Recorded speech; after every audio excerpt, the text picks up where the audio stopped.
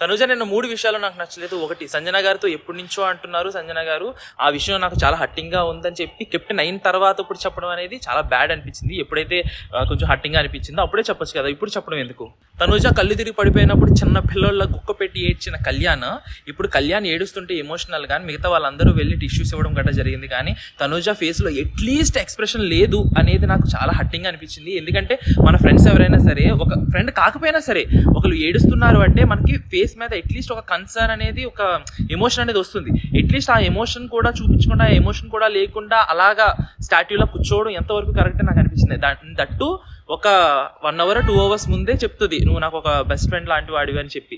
అలా చెప్పిన తర్వాత ఇలా ఎమోషన్స్ రాకపోవడం అనేది, ఎమోషన్స్ ఏమైనా నటిస్తుందా అనేది నాకు అనిపించింది. నీకేమనిపించింది? కళ్యాణ్ చాలా పొలైట్గా ఏడవడం ఆపు, నువ్వు చెప్పు అని చెప్పి అంత పొలైట్గా చెప్తే, అంత నార్మల్గా నువ్వు మాట్లాడుకు అని చెప్పి లోపలికి వెళ్ళిపోయి కూర్చోవడము, అండ్ మాట్లాడడానికి వచ్చినప్పుడు నువ్వు అలా చెయ్యకు కళ్యాణ్ అని చెప్పి అలా మాట్లాడడం అనేది చాలా అంటే చాలా చిరాగ్గా అనిపించింది.